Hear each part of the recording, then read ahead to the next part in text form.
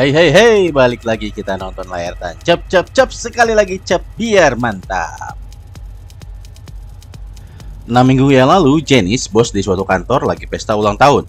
Dia doyan banget makan yang manis-manis.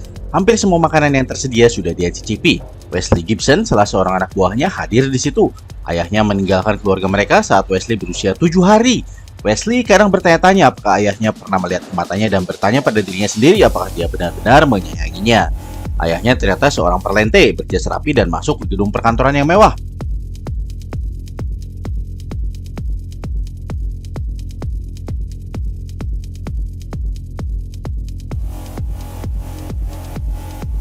Lalu berbincang dengan seorang wanita tentang sebuah peluru yang tidak ada identitasnya meski si wanita sudah melihatnya dengan kaca pembesar sekalipun sehingga tidak dapat dilacak. Tiba-tiba di jidat wanita itu bersarang peluru lain yang membuatnya tewas mengenaskan. Pelurunya berasal dari gedung seberang.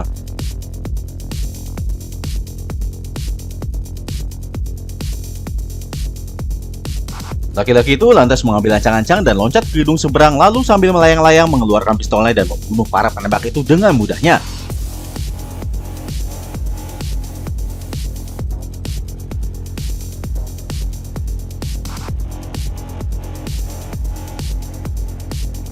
Kemudian dia telepon bosnya orang-orang itu yang dipanggil Cross dan bilang, hadapi gue sendiri, jangan kirim anak buah. Cross bilang, itu hanya jebakan. Dan tewaslah laki-laki itu dengan peluru menembus kepalanya yang dimuntahkan oleh sniper Cross dari jarak yang sangat jauh.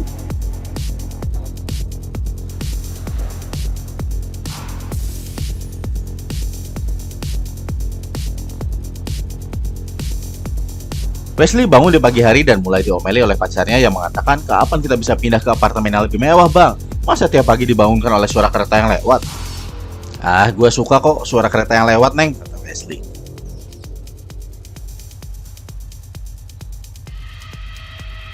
Lalu Wesley siap-siap berangkat kerja dan memulai rutinitasnya. Di kantor, Wesley selalu dibully oleh Janice atasannya. Dibilang kerjaannya lambat lah, salah mulu lah, nggak tepat sasaran lah, dan lain sebagainya. Lalu Wesley pun tahu kalau pacarnya mendua dengan sahabatnya Barry. Tapi Wesley tidak berbuat apa-apa. Wesley jadi stres, hidupnya betul-betul membuatnya stres. Untuk mengatasi stresnya itu, Wesley minum obat penenang. Dia suka ditemenin sama Barry kalau beli obat penenang di apotek. Meski Barry ini kerjaannya ngoceh mulu. Barry juga tahu kalau Wesley suka sama seseorang wanita di kantornya itu. Tapi seperti biasa, Wesley tidak melakukan apa-apa. Semua hal negatif yang menimpanya ditelan bulat-bulat. Wesley seakan tidak memiliki tujuan hidup. Mati enggan, hidup tak mau. Omelan-omelan Janice yang semakin menjadi begitu menekan Wesley sampai-sampai obat penenangnya pun ditelannya sekaligus seperti makan permen saja. Tambah lagi dengan isi ATM-nya yang ludes des tak bersisa sedikit pun. Meski Wesley menatap layar ATM dengan penuh harap, namun saldonya tetap saja tidak bertambah. Malah ATM-nya pun membuli Wesley dengan mengatakan bahwa pacarmu selingkuh, kamu bokeh, tapi kamu terlalu pengecut untuk melakukan sesuatu. Saat membeli obat penenang di apotek, Wesley melihat ada seorang laki-laki yang mengawasinya. Tiba-tiba muncullah seorang wanita bernama Fox yang mengaku kenal ayahnya dan baru saja tewas.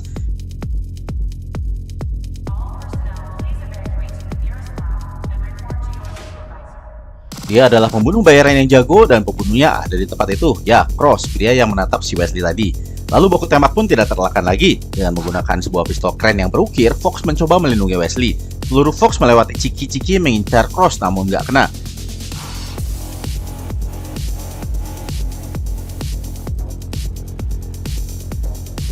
Wesley pun terbirit-birit, tapi Fox mengejar dengan mobil merahnya dan langsung membawa Wesley. Mereka lantas kabur bersama. Tolong nyetir dengan lebih kencang, kata Wesley pada Fox. Fox pun menjawab, tolong, tutup mulutmu. Ribut aja lu tong. Tapi Wesley tetap aja ngoceh-ngoceh. Apa salahku sampai pria itu kesal dan menembakku? Kamu harus melepaskanku dan membiarkanku memanggil polisi. Tapi kenapa kamu malah menabrak mobil polisi? Kayaknya kita udah berhasil kabur dari pria itu dan ocehan-ocehan lainnya. Tapi Cross mengejar dengan truk dan baku tembak pun berlanjut di jalanan. Sampai Fox menembaki kaca depan mobilnya dan mencopotnya agar bisa menembak dengan lebih bebas. Fox tiduran terlentang di kap mesin mobilnya sambil menembak Cross yang mengejar dari belakang. Kaca mobil Cross juga pecah-pecah terkena pelurunya Fox sampai Cross kehilangan keseimbangannya.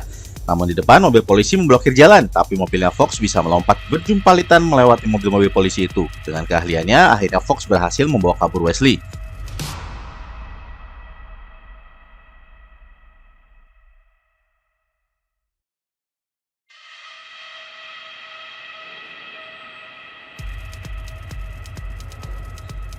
Demikian pula dengan Cross, ketika polisi menggeledah mobil truk curiannya itu, Cross sudah lenyap.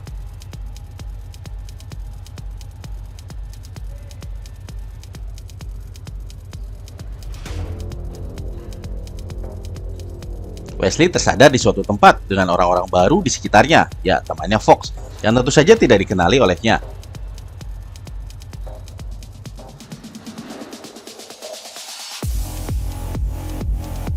Ketika melihat Fox, Wesley bilang dia nggak punya apa-apa kalau Fox memang mau merampoknya. Lepasin aja akulah, kata Wesley. Muncullah Pak Bos bernama Sloan. Wesley pun meminta-minta Sloan agar melepaskannya karena dia hanyalah seorang akuntan dan tidak punya duit. Tapi Sloan malah menyuruh Wesley menembak sayap seekor lalat. Aku nggak bisa nembak, mana bisa aku nembak lalat yang sekecil itu dan bisa terbang pula. Apalagi sayapnya, kata Wesley. Dan kasihan juga kan om, lalatnya nggak bersalah. Lantas seseorang menodong kepala Wesley dari belakang. Tembak lalat itu atau aku yang akan menembak kepalamu, katanya. Sloan menyodori Wesley pistol, tapi Wesley tetap nggak bisa. Bahkan aku nggak bisa melihat sayapnya, teriak Wesley sambil histeris. Karena dipaksa, Wesley pun nembak lalat itu dan tak disangka tak diduga ternyata berhasil. Peluru Wesley mengenai lalat sayap itu. Wesley pun nggak percaya dengan apa yang baru saja terjadi. Sloan memperlihatkan lalat yang sekarang sudah tidak bersayap itu pada Wesley. Sloan menjelaskan bahwa Wesley punya kemampuan lebih, yaitu bisa bereaksi lebih cepat dan jauh lebih baik dari orang biasa seperti ayahnya yang baru saja dibunuh oleh Cross. Hanya segelintir orang di dunia ini yang memiliki kemampuan seperti itu. Wesley kaget dan malah menodongkan pistolnya pada Sloan. Tapi Sloan malah mendekat dan menempelkan dadanya pada Wesley sambil bilang, "Kamu berbakat nak, dan pistol yang kau pegang itu adalah Imanishi 17 milik ayahnya." Dan Sloan bersedia melatih Wesley untuk mempertajam kemampuannya sehingga Wesley bisa membalaskan kematian ayahnya. Ayahnya Wesley adalah seorang anggotanya Sloan, persaudaraan para pembunuh bayaran.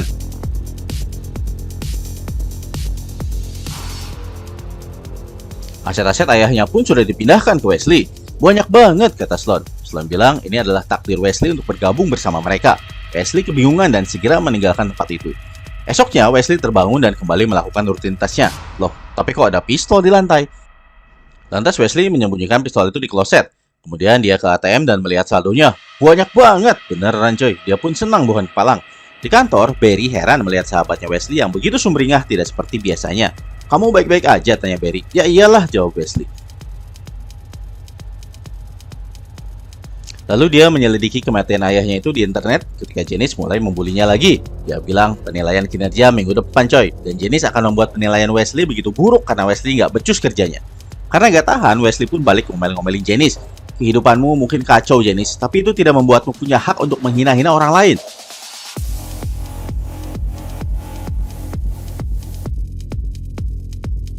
Kalau kamu gak nyebelin, mungkin saya kasihan padamu. Lalu Wesley menghajar Barry dengan keyboard sambil meninggalkan kantor. Fox pun datang menjemput dengan mobil mewahnya.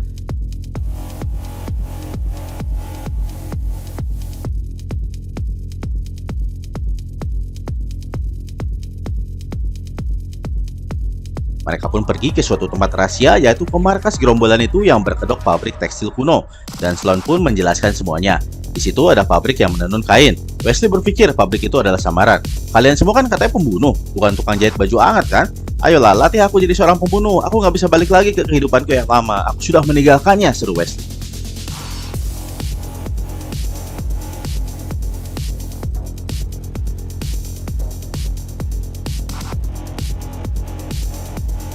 Rangkaian latihan pun mulai dijalani Wesley, mulai dengan repairman.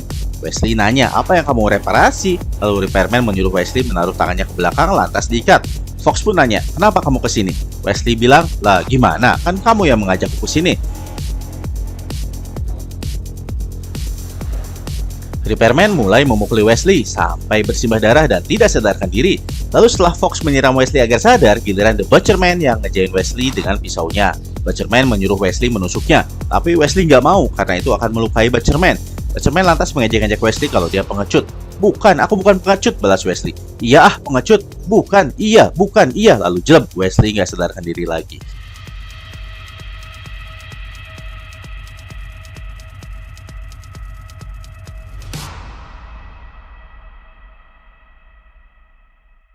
Ketika sadar, Wesley ada dalam bak penampungan di ruang pemulihan yang dikelola oleh The Exterminator. Wesley seperti direndam oleh lilin. Wesley pun dikasih limun sama Exterminator. Cairan seperti lilin itu merangsang sel darah putih dan mempercepat pemulihan.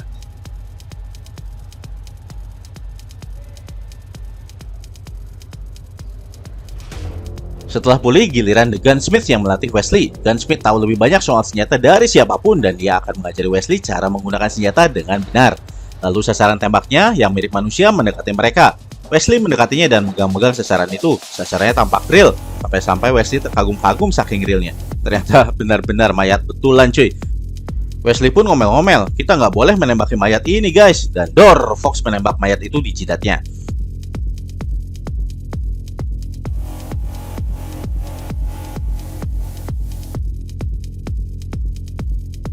Latihan pun terus berulang. Wesley disuruh membelokkan peluru melewati bangkai babi yang tergantung. Mana bisa, kata Wesley. Jangan banyak tanya, kata Sloan. Lakukan saja, lalu Sloan memberi contoh. Peluru melesat dan berbelok melewati bangkai babi itu dan mengenai sasaran tembak. Latihan berikutnya, loncat ke atas kereta berjalan.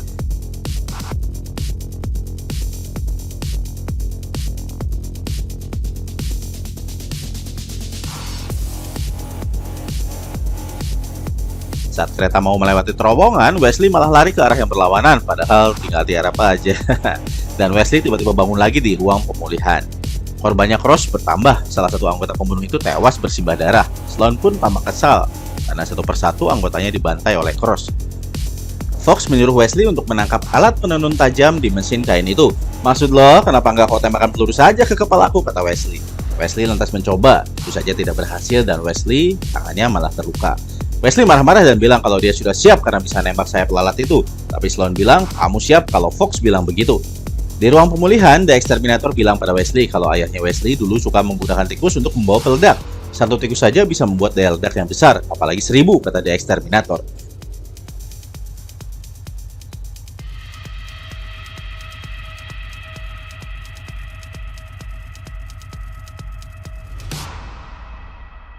Di ruang latihan Department, kali ini malah Fox yang menghajar Wesley habis-habisan, bagian dari latihan.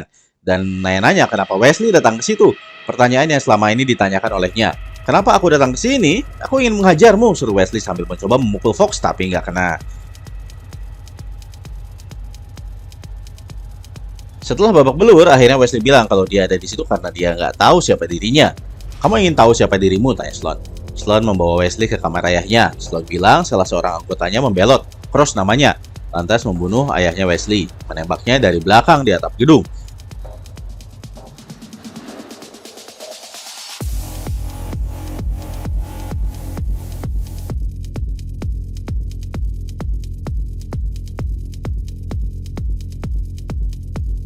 Wesley diminta tinggal di kamar itu dan mulai mengembalikan koneksi ayah dan anak.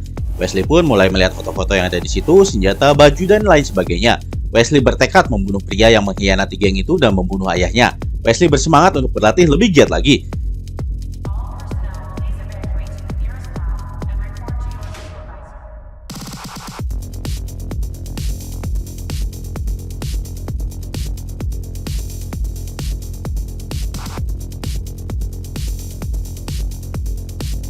Wesley makin jago, kemampuannya makin meningkat.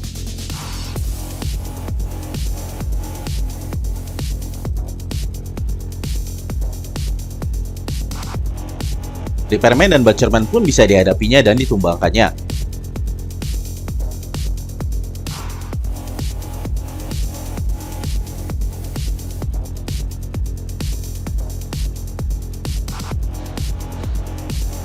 Alat penenun yang bergerak cepat itu pun bisa ditangkap oleh Wesley tanpa terluka sedikit pun. Loncat ke atap kereta pun jadi hal yang mudah seperti mainan sehari-hari aja buat Wesley. Sloan kembali mengajarkan cara membengkokkan peluru, tapi kali ini bukan bangkai babi yang jadi penghalang, melainkan Fox yang berdiri di antara Wesley dan target. Peluru itu harus membelok melewati Fox.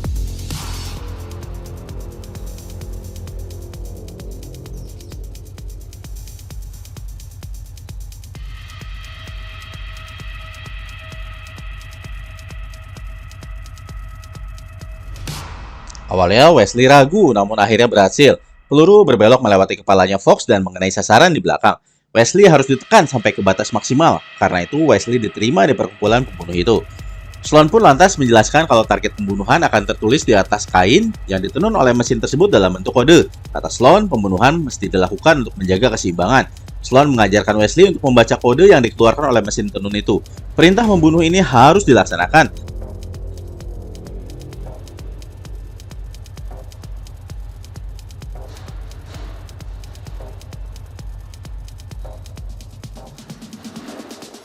Lalu nama target pertama Wesley pun muncul, Robert Dean Darden. Lah, katanya gue disuruh bunuh Cross. "Ntar dulu," kata Sloan, "pada waktunya. Bukan gue," kata Sloan, "yang nyuruh lu buat bunuh Robert, tapi takdir." Fox pun menuntun Wesley untuk membunuh Robert dengan cara menaiki atap kereta lalu menembak Robert.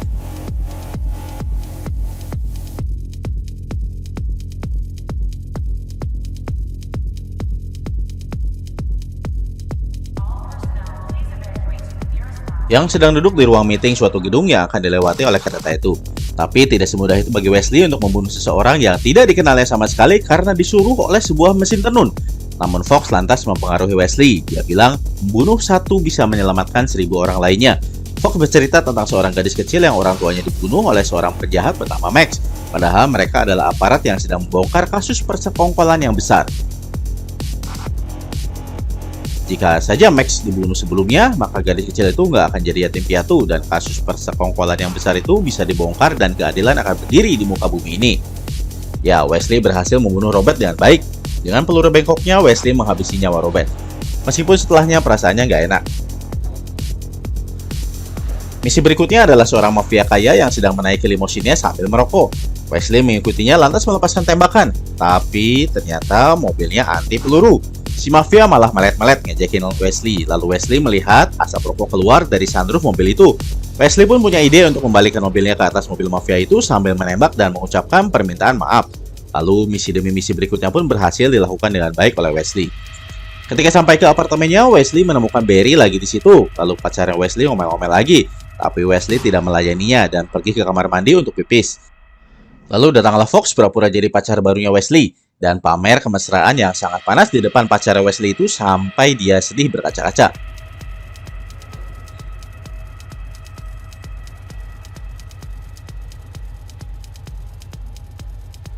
Mereka pun cabut. Wesley menunggu Fox yang akan ngambil mobil, lalu tiba-tiba Wesley melihat Cross. Wesley menembakkan senjatanya pada Cross, tapi Cross yang juga menembakkan senjatanya pada Wesley berhasil mengenai peluru Wesley, dan peluru mereka pun beradu. Wesley pun mengejarnya. Tembak-tembakan pun terjadi di dalam kegelapan malam.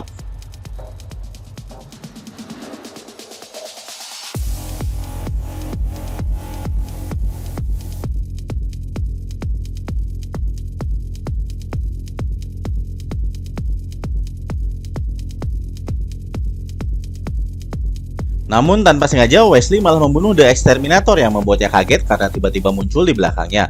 Dan dengan peluru bengkoknya, Cross berhasil menembak tangannya Wesley. Kata-kata terakhir dari The Exterminator pada Wesley yang sedang mencoba menyelamatkannya adalah 1000.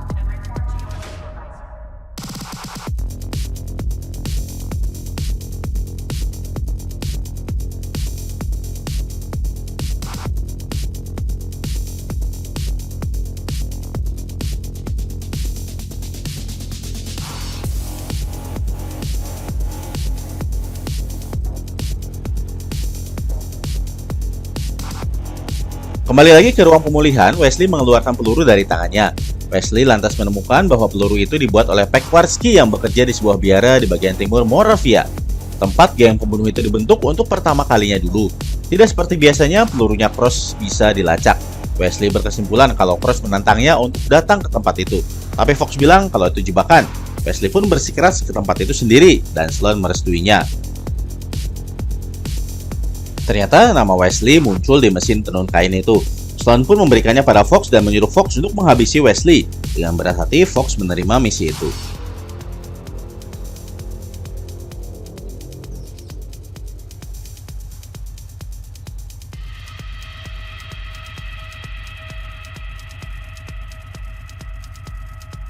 Di Moravia, Wesley menemukan Peckwarsky lagi duduk-duduk di sebuah kastil tua. Tapi Peckwarsky tidak tinggal diam, dia kabur dan bersembunyi di kastil itu. Saat Wesley terpancing untuk mengejarnya, Peckwarsky berhasil menodong jidatnya Wesley. Tapi tiba-tiba Fox muncul di belakang lalu menodong Peckwarsky. Dibantu oleh Fox, Wesley menginterogasi Peckwarsky. "Aku tahu peluru Cross dibuat olehmu. Di mana Cross?" tanya Wesley. Lalu, Wesley pun dipertemukan dengan Cross oleh Peckwarsky di sebuah stasiun kereta. Saat Wesley dan Fox mengintai di suatu sudut stasiun, Peckwarsky malah lari dan kabur. Sontak saja mereka pun mengejar Peckwarsky. Namun ternyata Cross ada di salah satu kereta yang sedang berhenti dan Wesley dipancing oleh Cross agar Wesley naik ke kereta dengannya sendirian saja. Dan kereta pun berangkat.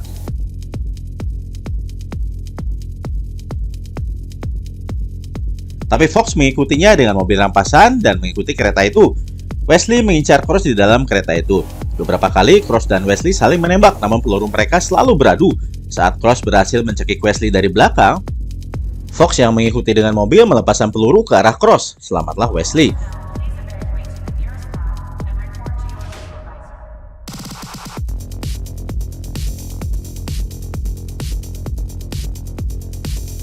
Fox menabrakkan mobilnya ke kereta itu agar dia dapat naik kereta juga.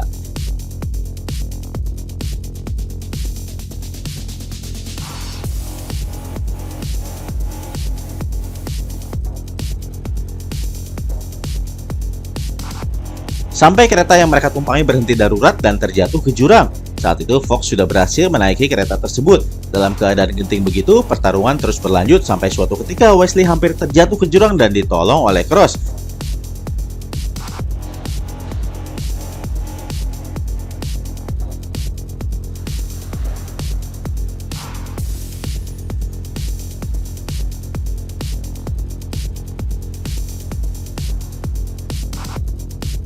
Tapi karena membaranya api dendam di dada Wesley, dia malah menembak Cross. Gerbong kereta pun makin dalam jatuh ke dalam jurang.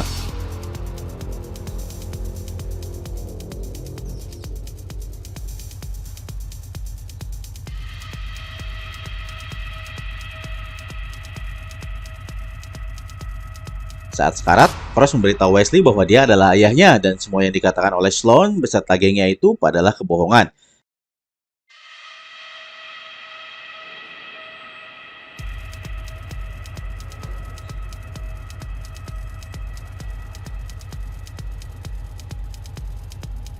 Fox membenarkan perkataan Cross.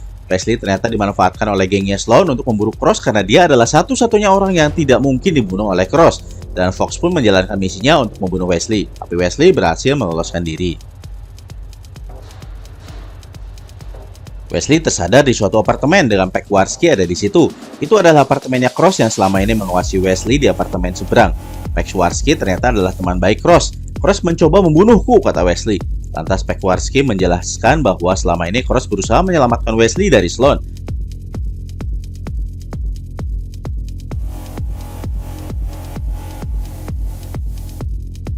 Peckwarski menjelaskan lebih lanjut dengan memberikan potongan kain dengan kode nama target di situ.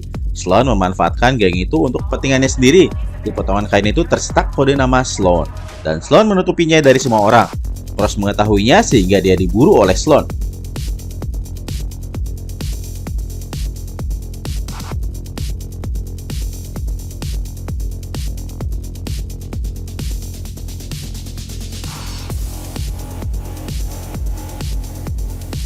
Di tempat itu, Wesley menemukan sebuah ruangan rahasia tempat kerjanya Cross. Ada pula senjata-senjatanya Cross. Di situ Wesley menemukan denah markas Sloan dan berencana menggunakan tikus untuk menghancurkannya. Tikus-tikus yang dipasangin peledak itu akan dipancing oleh selai kacang yang ternyata adalah makanan kesukaan tikus, bukan keju seperti yang selama ini diketahui oleh banyak orang. Wesley pun belanja banyak selai kacang di warung.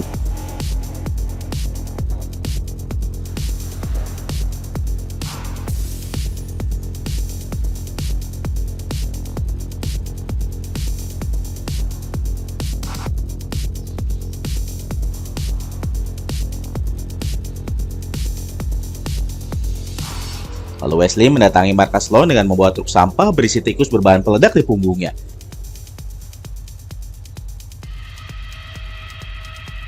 Truk itu menobrak gerbang markas dan meskipun ditembaki oleh para pengawal tentu saja nggak mempan. Lalu Wesley membuka bagian belakang truk yang sudah dipenuhi oleh ribuan tikus itu.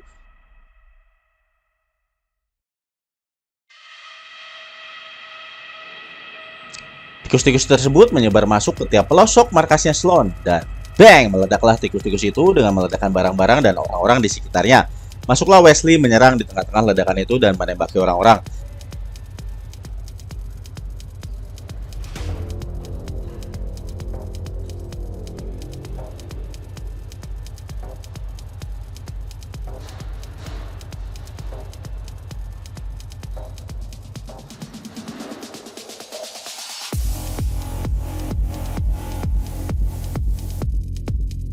Sampai tiba saatnya Wesley berhadapan dengan The Repairman.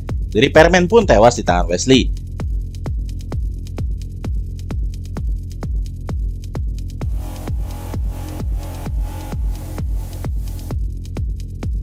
Wesley terus merangsak masuk lebih dalam ke markas itu dan tibalah dia di ruangan jagal The Butcherman. Tapi Butcherman tidak kelihatan. Wesley dengan waspada mencari-cari Butcherman. Tiba-tiba sabetan pisau mengenai Wesley, tapi Butcherman masih juga nggak kelihatan. Ketika Butcherman muncul dan menyerang Wesley, Wesley mencoba menembaki Butcherman sambil tubuhnya disabat-sabat oleh The Butcherman.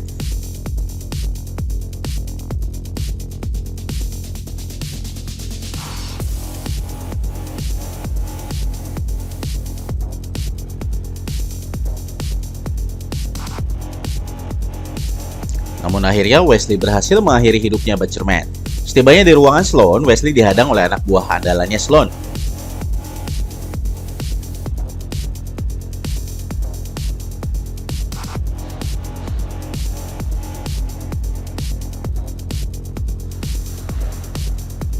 Wesley pun menunjukkan potongan kain bertuliskan nama Sloan dan memberitahu semua orang di ruangan itu bahwa Sloan sudah berkhianat. Sloan menuliskan nama target di mesin tenun itu untuk keuntungannya sendiri.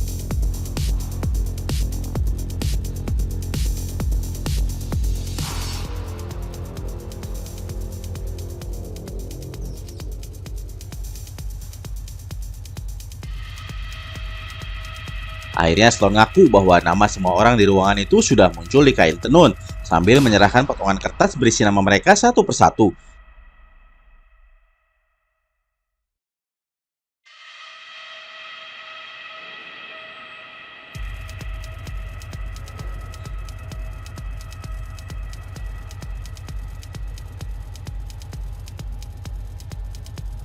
Dan dia melakukan itu semua untuk menyelamatkan orang-orang andalannya itu.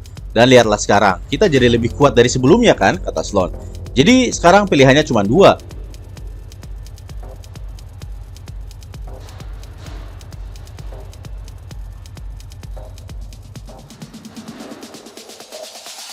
Membunuh diri kalian sendiri karena nama kalian sudah muncul jadi sasaran, atau membunuh Wesley.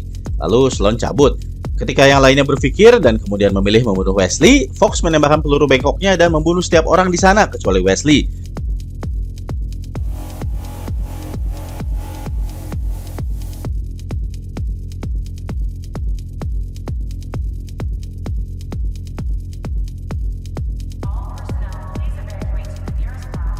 Wesley pun memburu Sloan, tapi Sloan sudah menghilang.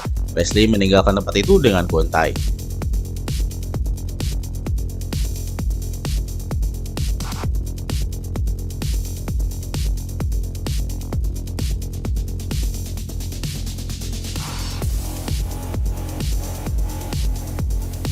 Wesley pun kembali ke kehidupannya. ATM-nya kembali kosong melompong.